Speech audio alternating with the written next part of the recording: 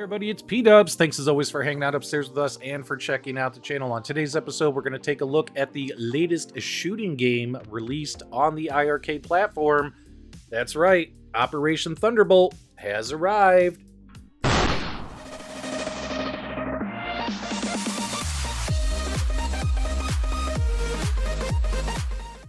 Okay guys, we're back, but before we dive into Operation Thunderbolt, real quick, it's really nice that iiRcade Gold Edition owners have the ability to simply plug in Sinden light guns and enjoy playing shooting games with Sinden light guns.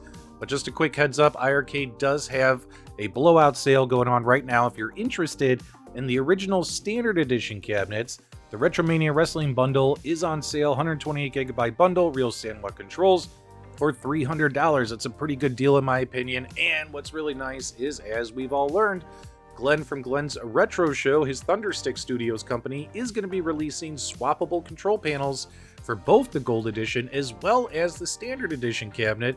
So if you did really want to play shooting games on a Standard Edition iiRcade with Sinden light guns and pick those guns up, etc., you can do that using Glenn's swappable panel. It is compatible with both original as well as Gold Edition cabinets, which is really, really cool. But also keep in mind too, guys, that so far only 2 shooting games have been released.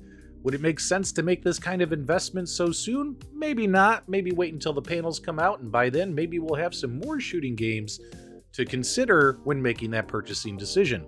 But for now, let's dive into Operation Thunderbolt.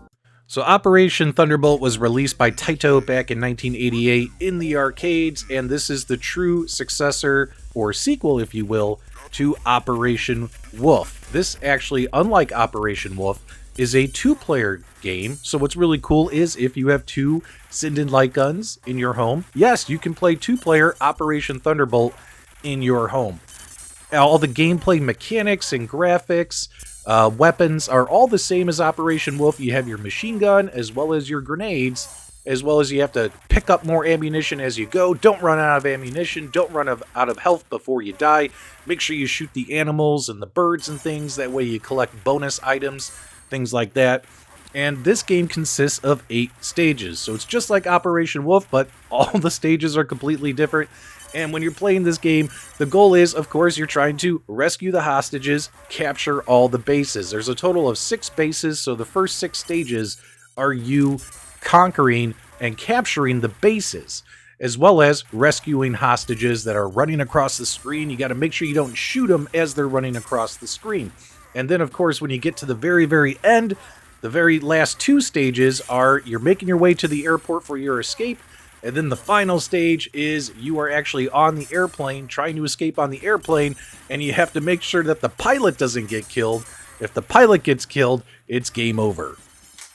If your Sinden light gun has the recoil built in, the recoil does work when playing this game. Now what's interesting though is there were a couple of times while I've been testing this game out where my iiRcade would power off during gameplay while using the recoil effect.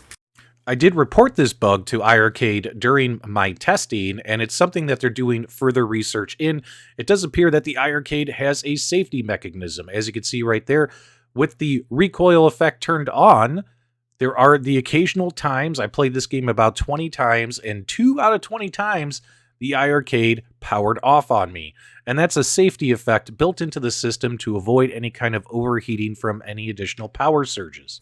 So that's definitely something I want my viewers to be aware of. If you are going to play this game on the iiRcade platform, I would recommend playing with the recoil effect turned off on your gun. Yes, I know recoil's awesome, but just to avoid any kind of power surges and things like that while iiRcade continues to look into the issue.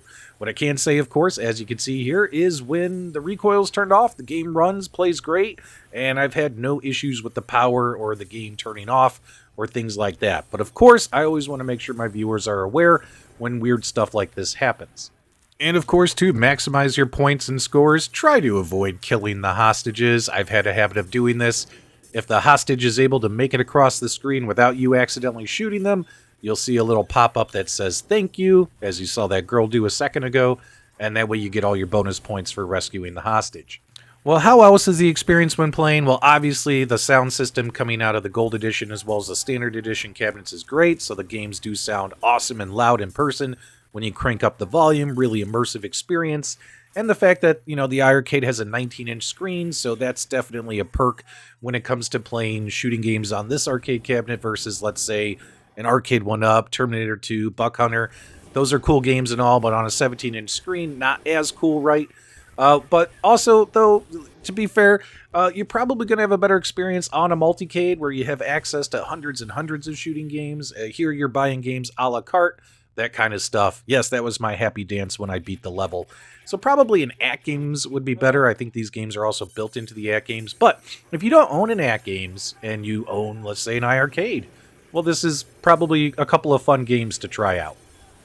So final thoughts, just to recap real quick. Special thanks to iArcade for sending me an advanced copy of this game for the purpose of review. I do enjoy playing this game on the cabinet. I think if you own the cabinet, don't have any other multicades and stuff, you probably wouldn't want to pick this up if you own an iArcade. Playing it with the joystick and buttons, it works. It's not great, but it works. And, if you plan on picking up swappable control panels from GRS in the future, or if you own a Gold Edition cabinet, it's a fun game to play via that method.